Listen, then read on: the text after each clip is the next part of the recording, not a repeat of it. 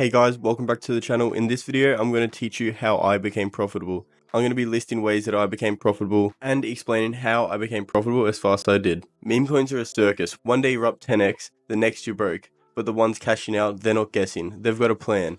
Today I'm breaking it down. Alpha chats, journaling, patience, narratives, and beta plays. These are ways you can flip the odds in your favor. Hit that like button if you're serious and let's get to work. First move, get in alpha chats. Discord, Telegram, X, wherever the meme coin insiders are, you need to be there. These are a necessity for trading. Being in an alpha group allows you to get insider information, confirmation about the plays you're in. People will send the CA of coins that you might have missed, and it's a lot easier to be trading with multiple people than if you were just trading by yourself. Out of all the alpha groups, I definitely recommend joining Night City Alpha. I post all of my calls in there. I have posted multiple trades that have done over 30x, so you need to be in there to get insider information and information that you might have missed. Once you join the alpha chat, don't just start buying into every single person's calls. You need to have your own conviction. Do some back testing. Go through, look at all their calls.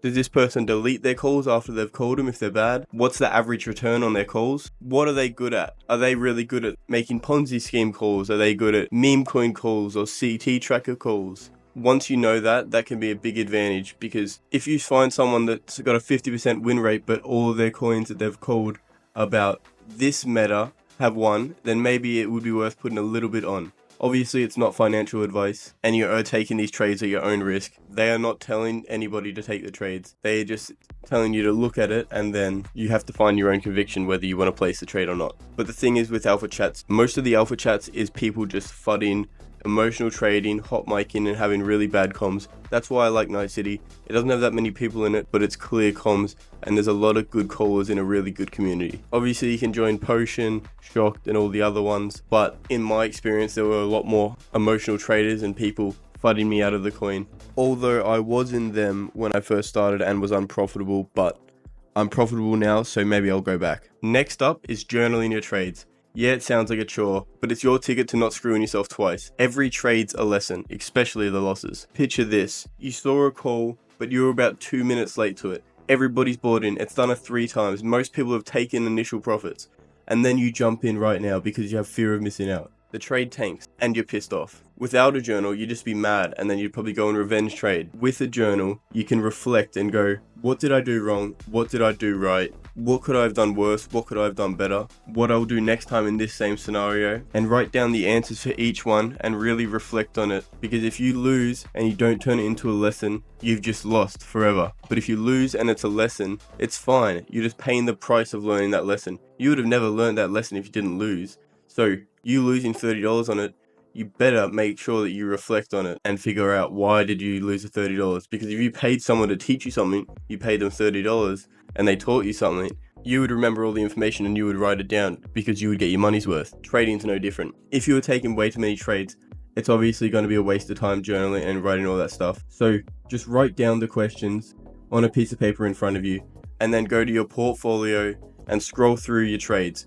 See every single trade you did that day and just click on it, get an answer for each of those questions with each trade you took, but you don't have to write it down because it would take too long. Next up is patience. Meme coin trading's a frenzy. Pumps left and right, FOMO gnawing at you, every chat screaming, next 100x. But once you've learned to spot solid coins, alpha checked, volume ticking up, hype brewing, patience is what separates the winners from the wreck. Don't just fling cash at every random ticket that blinks. Just imagine this, right? The markets are shit. Volume shit. There's no meta. You know that if you place a trade, you're probably going to lose because none of these coins are running. But you want to place a trade because you haven't placed a trade in so long.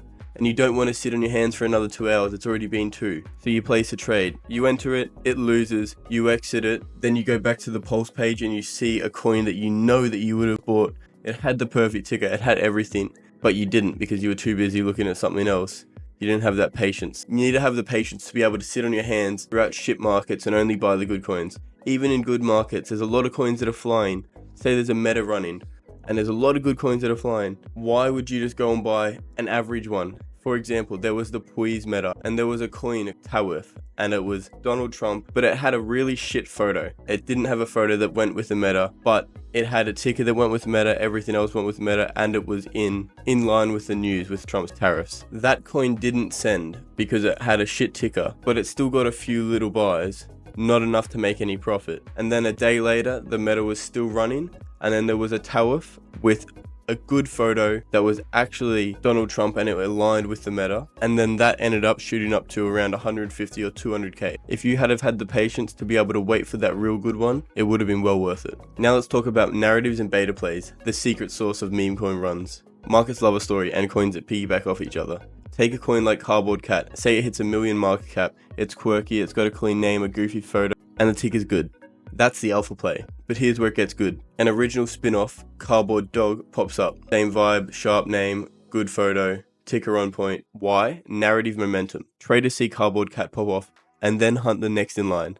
If Cardboard Dog launches, it doesn't need to match the alpha. It can hit 5 to 20% of that 1 million market cap easy. That's 50 to 200k. Just off a beta play.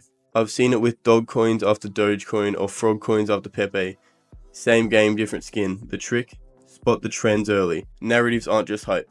They're your roadmap to the next bag. Lastly, we'll go over how I trade and what to look for. Me personally, I only trade new creations. So first, when I jump on the charts, I like to sit there for about at least 5 to 10 minutes to understand what's happening, what coins are going off, and then scroll through migrated, final stretch, and all these coins to figure out what's running. I'll go into the alpha chats and I'll ask what's been running, how's it been going, because if you haven't been on for 8 hours because you were asleep, you're not going to know what's happened. It's a lot easier to trade when you've been on for a few hours and you know every single coin that's come out today. So you'll be able to spot the fakes.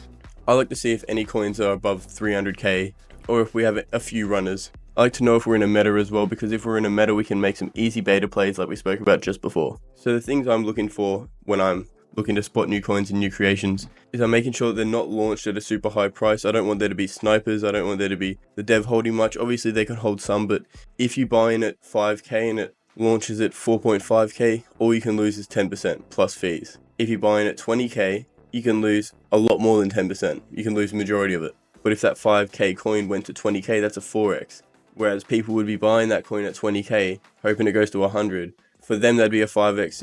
If you bought in at 5k, it'd be a 20x. In my opinion, there's just a lot better rewards. You just have to be patient, sit on your hands until there's that amazing coin. The coin needs to have a clean ticker, clean name, clean photo, and either it to be in meta, to be 100% unique and really funny, to be in an overall meta, and it needs to be original. Most of the time, because I trade so much, I know most of the coins that have come out. So if it's amazing, I normally just buy straight in with a quick buy button, and then I quickly search it up to see if it's original. And if it's not original, best case scenario, somebody bought it, you get out really quick, and then you made profit. Worst case scenario, you lost 10-20%. Now, if it is original, best case scenario, you get an instant 3 to 5x. Worst case scenario, it kind of dies out, it doesn't really get any traction, and you lose 10-20%. Now there's no one tip that's going to make you profitable. The only way you're going to become profitable is by putting the time in. You have to put the time in, be able to spot the patterns. What happens often? What do you see? Once you've been on it for a while, you'll just be able to know and you'll have a natural instinct for it. I've put over 1,000 hours in before I made $1,000. That's a grind, but I knew it would make me good money. I made $700 yesterday. The day before that, I made $550 in a 30-second trade.